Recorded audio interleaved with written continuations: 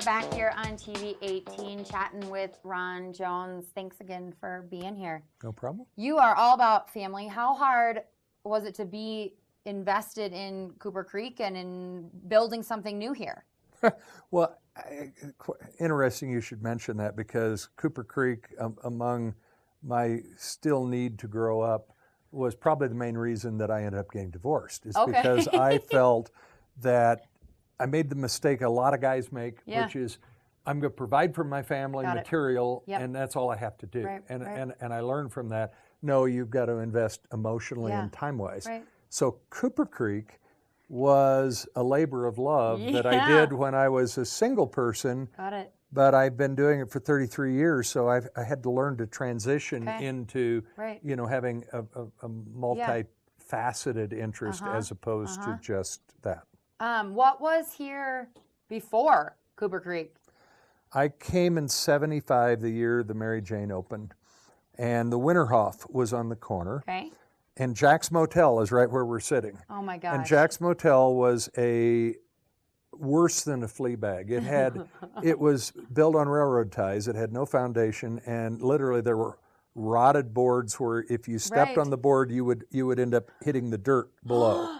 And we used to rent Jack's Motel for $50 a month to some of the ski bums that we talked about. And if the walls could talk, they probably would. But so we tore down Jack's Motel when we built Cooper Creek, and we tore down the Winterhoff. The Winterhoff, when we took it over, Dino from Dino's Mountain Bistro was one of our partners. Captain Bob Coffey, Ron Collins, Steve Van Feckman, and myself. And we called it Dr. Generosity's Restaurant and Medicine Bar from 1975. And we had J.J. Cale played there. Robin Ford. You probably, these guys will know. You probably don't even know who those people are. And we had some amazing music there, and we had a lot of fun. And I learned how you could lose $50,000 in 1975 money by being in the bar and restaurant business when you have no idea what you're doing. Now, Dino left after a year because Dino did know what he was doing, and he looked at us and he said, you guys don't know what you're doing. You're crazy. And you know when I realized when we didn't know what we were doing? We sold beer for $0.25. Oh my gosh. And we had a cover of 50 cents at the door for, like, our house band was Yukon Railroad, who actually played at the Leaving Planet Earth reunion last week. And I'm at the door one night because the night before we'd only collected like $3.80 cover. So this guy comes up, and he had a rather aromatic number of different aromas. And he had kind of glassy eyes, and he reached into his pocket and he pulled he said, dude, I only got 37 cents. And if I give that to you for the cover charge, how can I buy a quarter beer? And then you realized you didn't know what you were doing. I'm like, wait a minute, this is just not going to work. And it didn't. But here we are 40 years later, and this is what you've got. Well, we went out of business in the restaurant business, and what do you do when you're in your 20s and you've had a business and you thought you knew what you're doing, you've lost a lot of money, and now you got to regroup? You go back to school.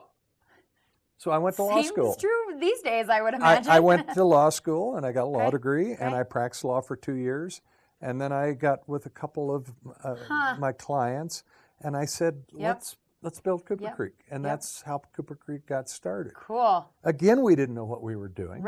But we were able to get it built. And the 80s were very difficult, extremely difficult, but we were able to survive. What year was it final? Built and open? Well, we got it built and open. It was 2 phases. We're sitting in the second phase. That finished, I think, in late '83, and then we were in trouble by '84, and it took us 7 years to get everything stabilized. So by '91, I actually have a badge of honor.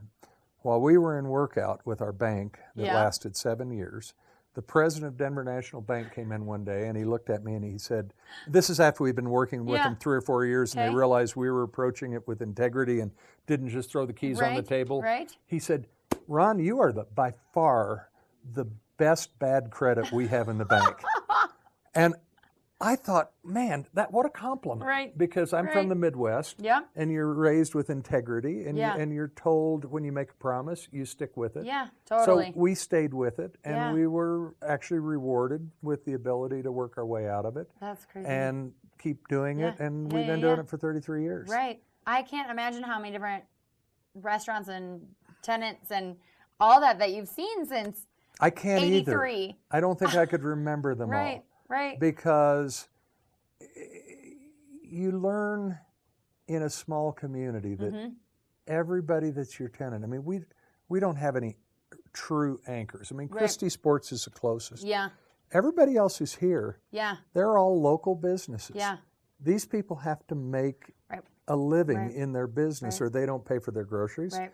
They don't pay. Right. They The don't pay essentials for that we've talked about. their mortgages. Right. They can't do anything. Yep. So it's like, even though we're not partners, we might as well be partners because if they're not successful, you're we not. can't be successful. So it's been a process of us bet. encouraging and helping and supporting and doing whatever we have to do to make our tenants successful. That's really cool. And I'm really proud. We've got at least 7 tenants that have Yeah. been here since '83 and '84. That's awesome. You know, maybe not the same Right, owner, but the right. same business. That's really awesome. And it's because we've Yep. worked with them. Right. You know, if you're in Growing them. Aspen, you can just charge what you want to Yeah. charge. And you don't have to worry about it. Right. Here, our rents have to be a function Right. of what a tenant can Right. afford to pay. Yeah. And if you don't do that, you're not going to have any tenants. So I'm going to cut you off again. You just love to talk. We could sit here forever. You We're going to could. take a quick break. We're going to learn about what is coming up next in your life and the next chapter and what you're about to start. So we'll be back here hanging out with Ron Jones talking